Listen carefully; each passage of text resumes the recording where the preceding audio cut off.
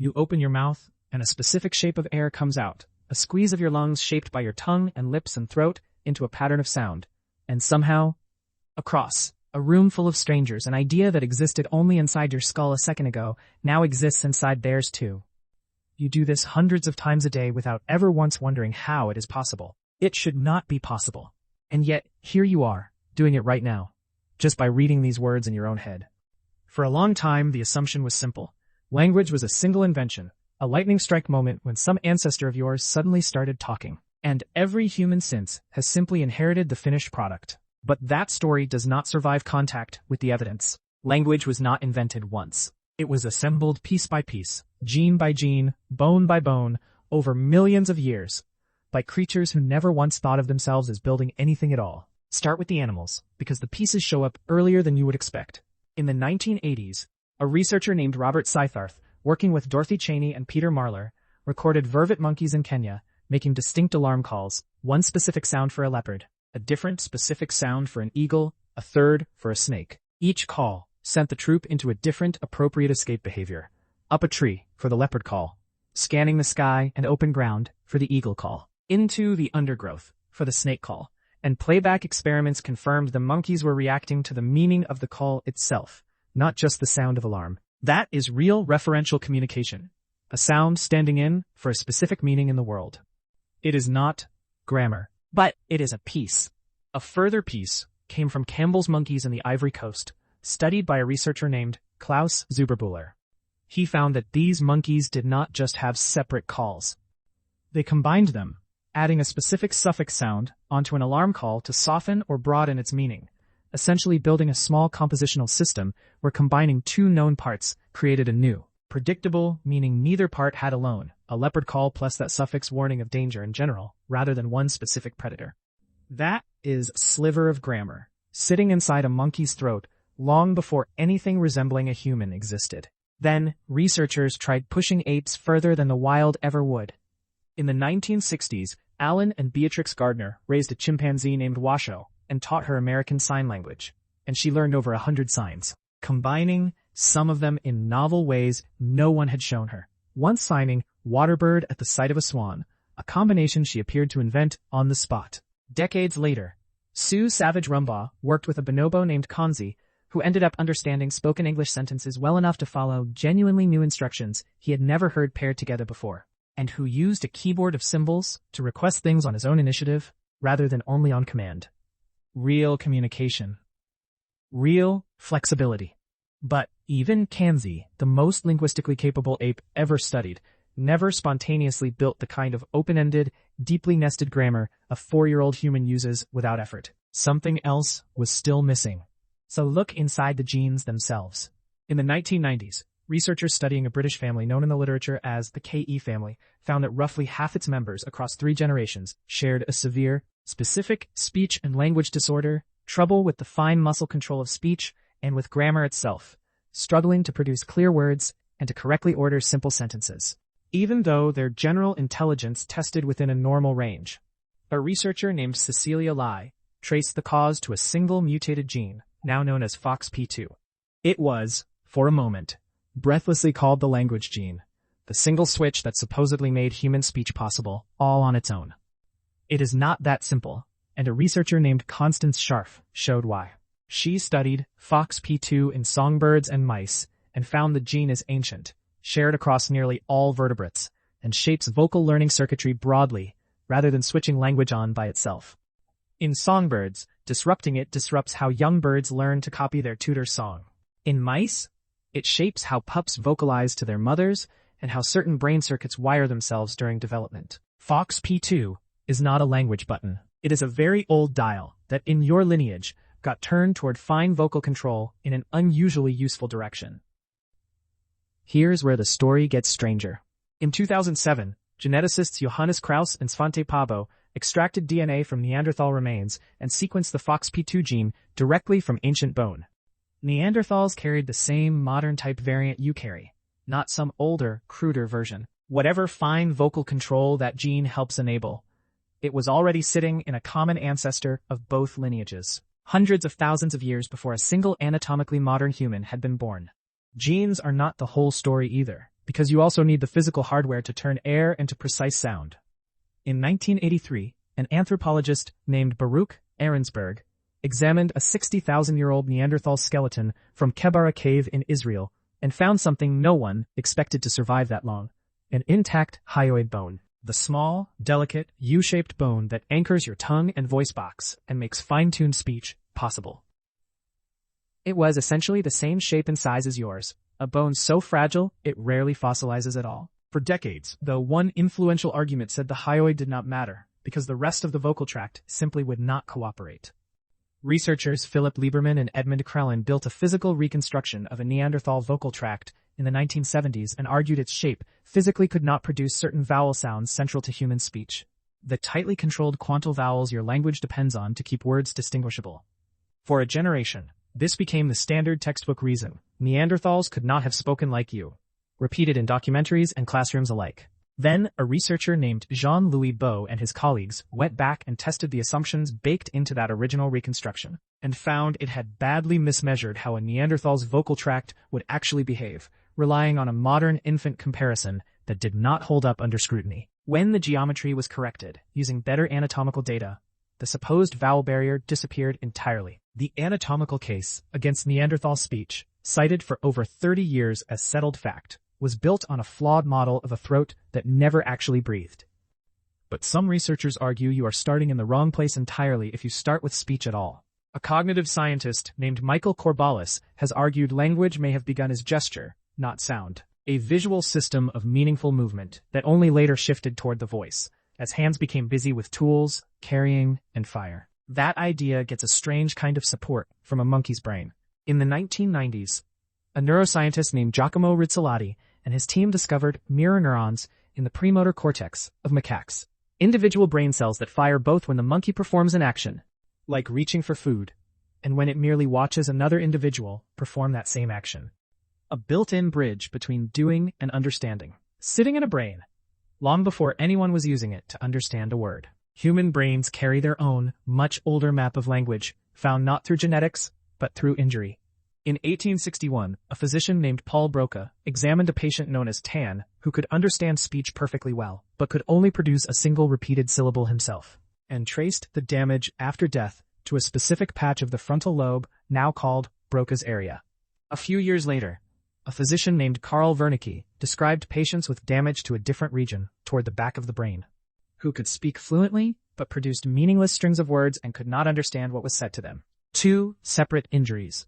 Two separate breakdowns, proof that language was never one single skill sitting in one single place, but a network of specialized parts working together, any one of which could fail on its own while leaving the others fully intact. Go back further still, past even the earliest Neanderthals, to a Spanish cave system called Cima de los Huesos, the Pit of Bones. There, researchers Ignacio Martinez and Rolf Quam studied the inner ear bones of Homo heidelbergensis fossils dated to around 430,000 years old, an ancestor shared by both Neanderthals and modern humans. The middle and inner ear structures were tuned to catch exactly the frequency range human speech occupies, not the broader range other primates hear best. The hearing system for language existed before the species that would eventually perfect it did. There is one more overlap worth noticing, this time from people still alive today. A neuroarchaeologist named Dietrich Stout has spent years teaching modern volunteers to nap stone tools the way early hominins did, striking flakes off a core to make simple cutting edges, while scanning their brains. He found that skilled tool-making lit up regions overlapping heavily with the same frontal and parietal networks used for language, including areas close to Broca's own patch. Two skills that look nothing alike on the surface, shaping stone and shaping sentences, appear to lean on overlapping ancient circuitry for planning a sequence of precise, hierarchical steps toward a goal. Stack all of that together, and a strange picture forms. The gene for fine vocal control, the throat bone for producing it, the vocal tract capable of the sounds, the ears tuned to receive them, the mirror neuron scaffolding for shared meaning. A brain already divided into specialized language regions, all of it in place across multiple related species, hundreds of thousands of years before modern humans existed as a distinct group. Nobody built language all at once. Everybody just kept adding parts to a system nobody was designing on purpose. But having every piece of hardware does not automatically mean you get the full thing. In 2002, 3 researchers, Noam Chomsky, Mark Hauser, and Tecumseh Fitch, published a paper drawing a sharp line between 2 ideas often lumped together. One they called the faculty of language in the broad sense, everything shared with animals, memory, vocal control, basic communication. The other they called the faculty of language in the narrow sense, and argued it might come down to one single computational trick: recursion. The ability to nest a phrase inside a phrase inside a phrase without any real limit. Not just, I saw the man who saw the dog that chased the cat that lived in the house you grew up in. The paper was controversial almost immediately. Fellow linguists Steven Pinker and Ray Jackendoff published a pointed rebuttal soon after, arguing recursion alone could not carry the whole weight of what makes human language unique, and that vocabulary, fine motor control of speech, and social learning all mattered just as much.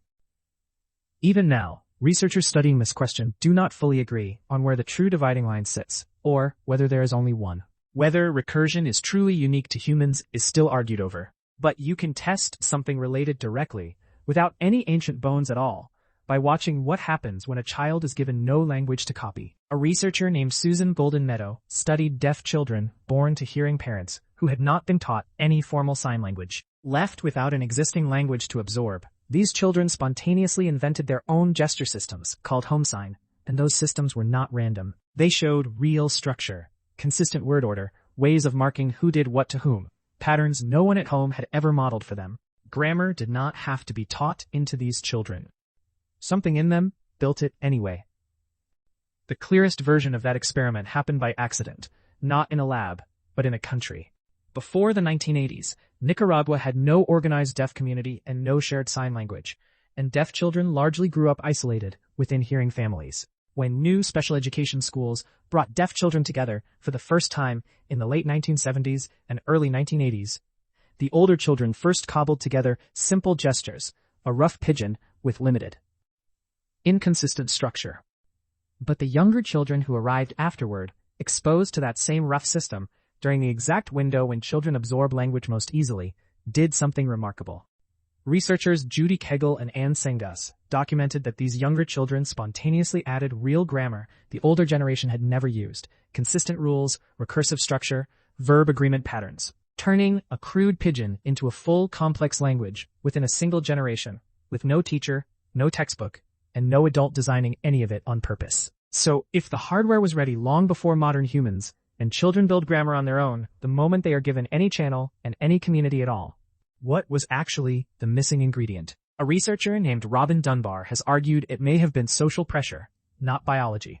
Primates bond groups through physical grooming, one animal at a time, picking through fur, building trust one relationship at a time, and grooming simply does not scale. Dunbar calculated that as early human group sizes grew larger than a typical ape troop, the hours required to individually groom everyone who mattered to you would have exceeded the hours available in a day, and he later estimated a rough ceiling, now known as Dunbar's number, of around 150 stable relationships a single brain of your size can realistically track at once, grooming or otherwise. Language, he argues, is essentially vocal grooming that can reach many people at once, tracking who is trustworthy, who broke a promise, who helped in a crisis, who to avoid entirely, across an entire group simultaneously instead of one relationship at a time. Picture it happening. An early human band grows past the size a handful of one-on-one grooming partnerships can hold together. Someone starts narrating instead, who shared meat fairly last season, who did not, who helped when a child was sick, who wandered off with another band's mate, and the whole group's reputation map gets updated out loud, all at once, for everyone listening near the fire. The hardware built over hundreds of thousands of years finally has a job large enough to justify itself. And that reframes the last video's twist as well. Neanderthals were not lacking the tools for this.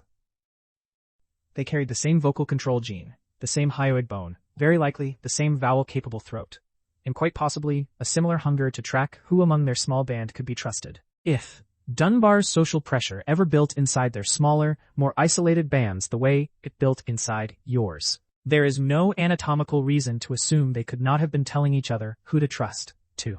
Language may never have been the line separating your species from theirs at all. Now notice what you are doing at this very moment. You built a sentence with clauses tucked inside other clauses, without consciously assembling a single piece of it. A system so automatic, you forget it is a system at all. Every time you narrate your day to a friend over text. Every time a parent leans over a crib and talks in that slow, exaggerated sing-song researchers call motherese. Every time you catch yourself mid-gossip about someone who is not at dinner. You are running hardware that took a gene mutation, a repositioned throat bone, a recalibrated inner ear, a scrap of mirror neuron wiring, a specialized pair of brain regions, and a social pressure to track an ever-growing web of relationships, all quietly stacking on top of each other for the better part of 1,000,000 years. You open your mouth and a specific shape of air comes out, and it feels effortless, instant, uniquely yours. The same automatic ease you felt the very first time you read that sentence at the top of this video. It was never any of those things. It was built in pieces by species that no longer exist, none of whom ever knew what they were building toward. Across a timeline so long that no single generation could have noticed it happening. And that raises a stranger question still, because tracking favors and betrayals across a growing group was never really the end point. It was only the pressure that forced the pieces together. And the very first thing all those assembled pieces were ever actually used for might not have been talking to each other at all.